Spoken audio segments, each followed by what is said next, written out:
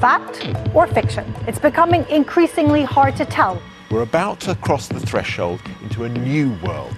It's possible to convincingly recreate known, real people, famous people like politicians. Doctors are urging the government to take action over dangerous deepfake videos. The physicians in these videos look and sound real, but they're just the latest trend in AI. A BBC Eye investigation has exposed a secret campaign of disinformation aimed at stopping Moldova's pro-European ruling party from winning next Sunday's parliamentary elections. American voters are being bombarded with disinformation, much of it coming from foreign adversaries. The FBI is now warning the fake video is a product of Russian actors. The world is grappling with waves of disinformation and fake news, but the battle in Taiwan seems overwhelming. War, like information war, it has already started a long time ago. There are some invisible threats everywhere, like the cyber attack and also like cold fact news. It happens to us every day in our lives. And a lot is at stake, with fears that it undermines the democratic system the Taiwanese treasure. Here's Taiwan-based Kiwi Mark Hanson. Taiwan has gone through so much change. Taiwan has made so much progress.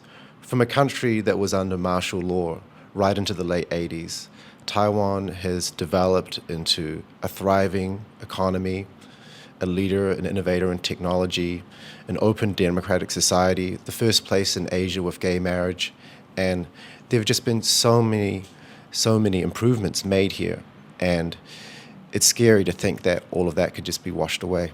I'm Sharon Brett-Kelly, and today on The Detail, the final of my 3 reports from Taiwan.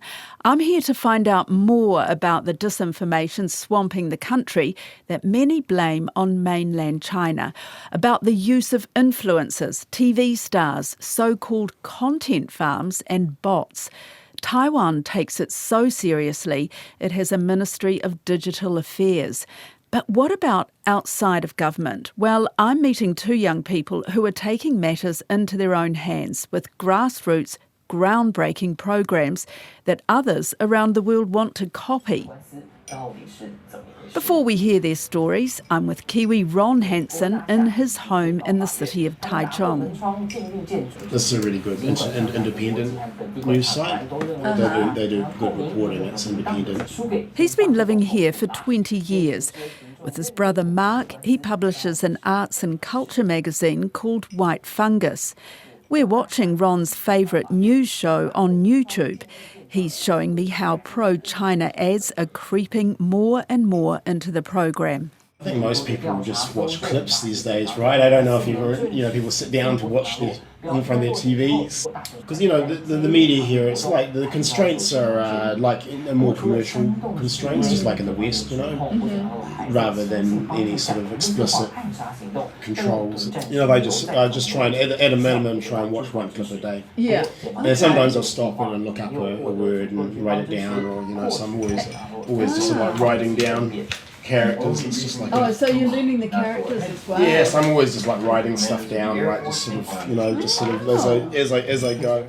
Ron is the first person I meet in this week-long trip to Taiwan. It was funded and hosted by its Ministry of Foreign Affairs, but with Ron's help, I arranged all of the interviews for this podcast independently. In a tiny cafe opposite the imposing Chiang Kai-shek Memorial Hall in Taipei, I meet Jason Liu, a journalist turned podcaster now dedicated to tackling disinformation at community level. He spent 5 years across 8 countries, including Ukraine, looking at how disinformation affects societies. And he's written about the so-called content mill empire behind online disinformation. So how does he know that China is behind the disinformation dump?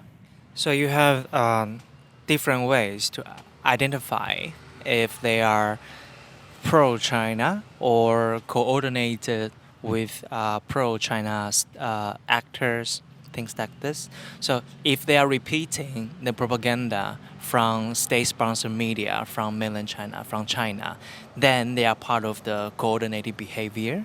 Secondly, they don't hide anymore, actually, right now. They just share the same picture.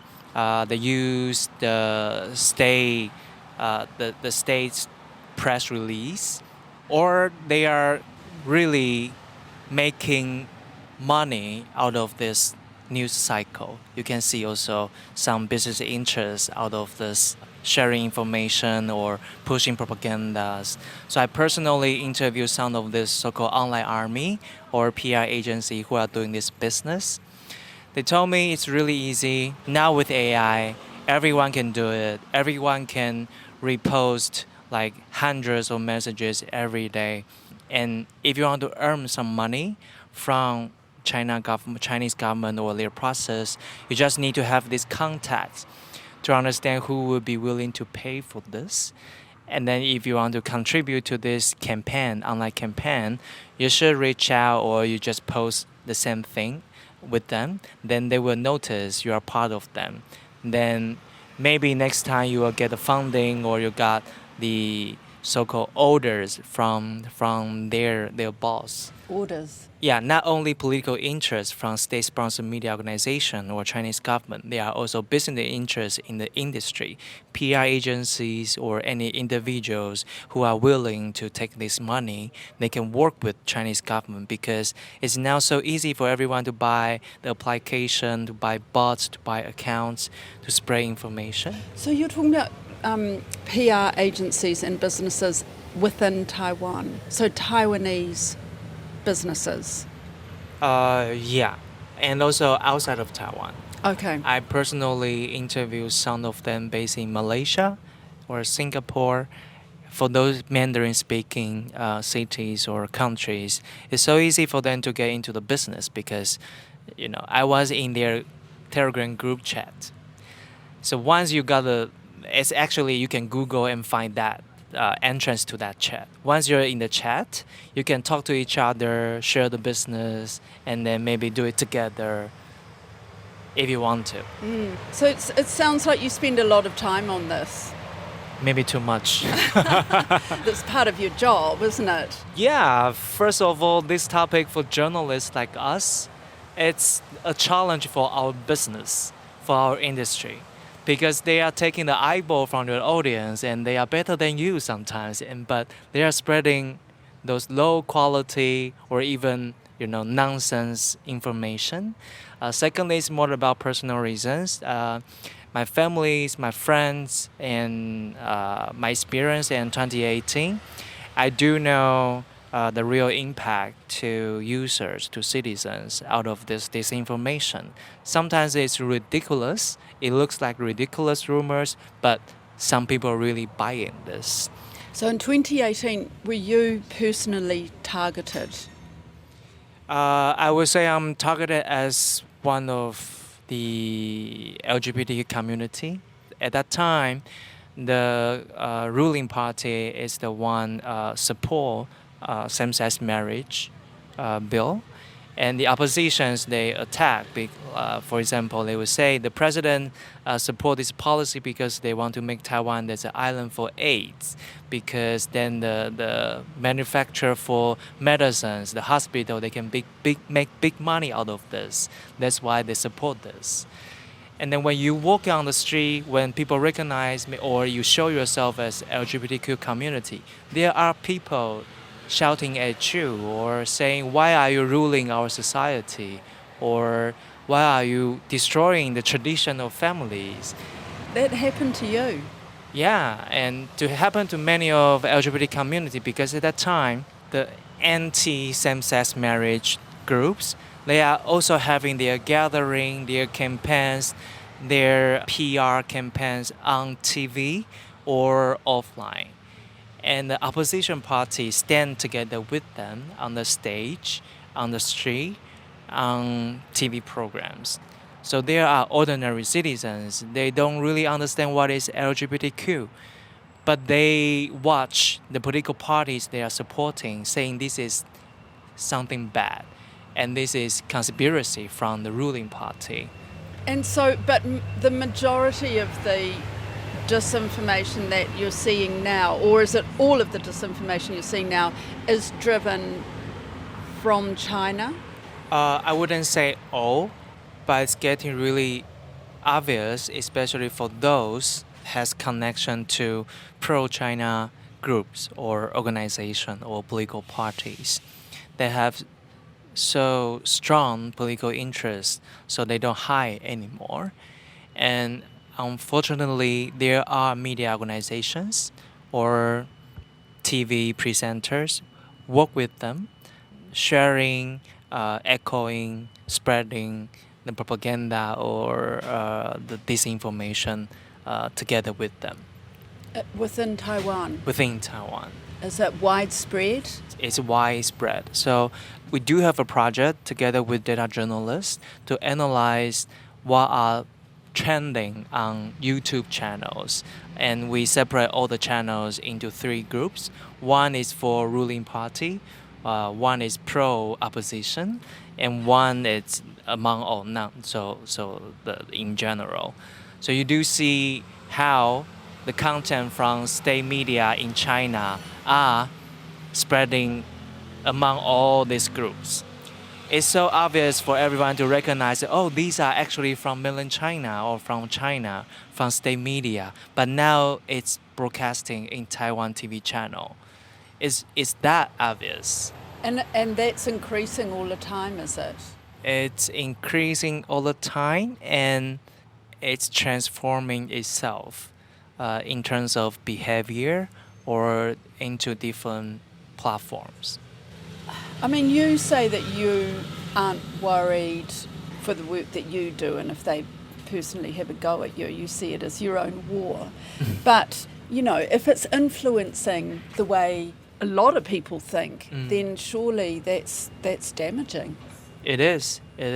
And it's creating hate and discrimination among each other, because I see more and more, people read comments when you post on social media, right? People care about who is saying anything under my post. So what if all those comments are from bot, from fake account, but you are not noticing that? Many of the users, they consider those are ordinary voices from other Taiwanese people. But these, I would say, most of the comments they are reposting are not real. But how do you talk to everyone on the street, teach them, with AI, now they can doing this so easily? Jason's solution is simple, and we'll have more on that soon.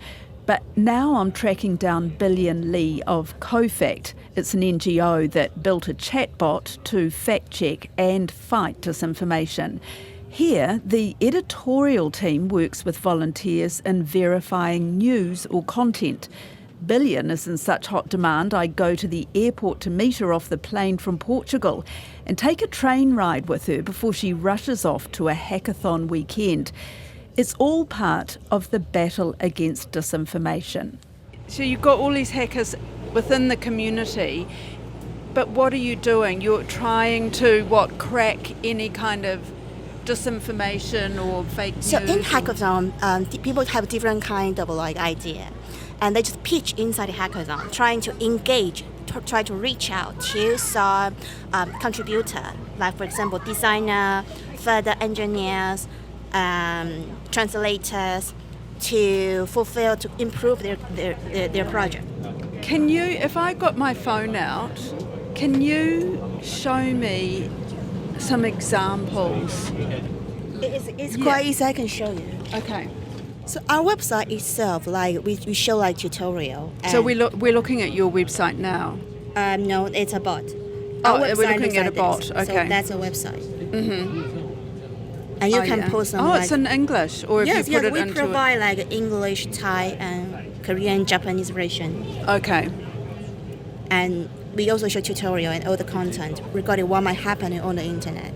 So you can just filter some specific topic regarding Chinese propaganda or maybe international relationship. Okay. What's your feeling? How long's CoFact been around? Since 2016. What is your feeling about how much disinformation is out there, in particular coming from China? We collect all the disinformation when users submit to us, appeal to us. So there's around, let's check the latest number. So there's over 200,000, right? Like different kind of disinformation. A day, did you say? Yes, Over 200,000. like collect inside the database. But what COPE is trying to do is we provide strategy, we provide solution. For example, fact-checkable is one of the solutions we can commit.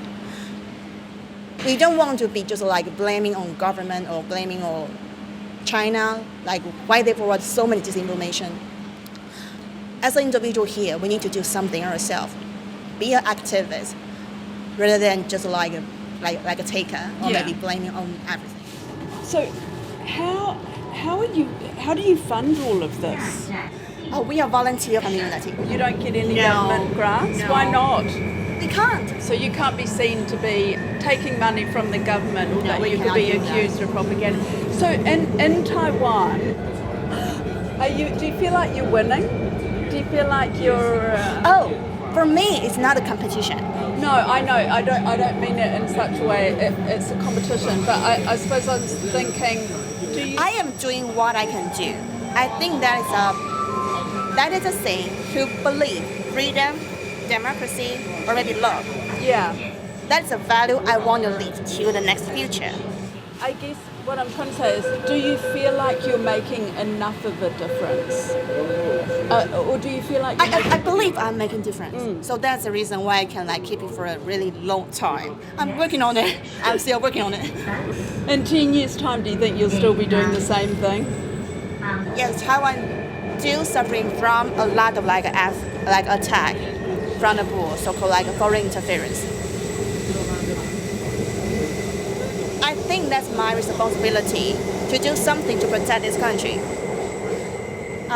Some people might laugh at female, you cannot get into real military, by military services. But actually, I think that's a totally wrong statement.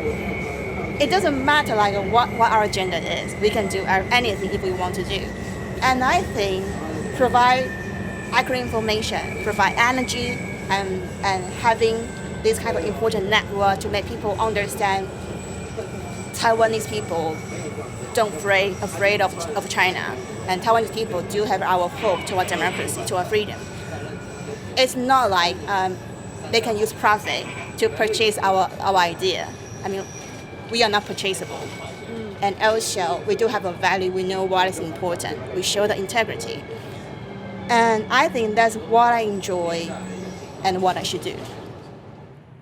So what is Jason Liu's simple answer to the sophisticated online campaigns? You go offline, you meet people in person.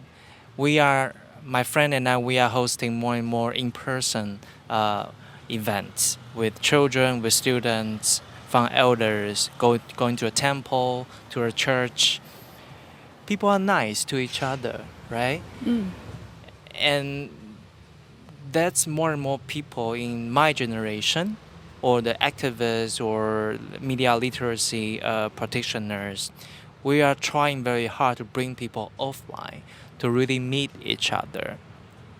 Then you don't only read Taiwan from the bots, from the fake accounts, from social media.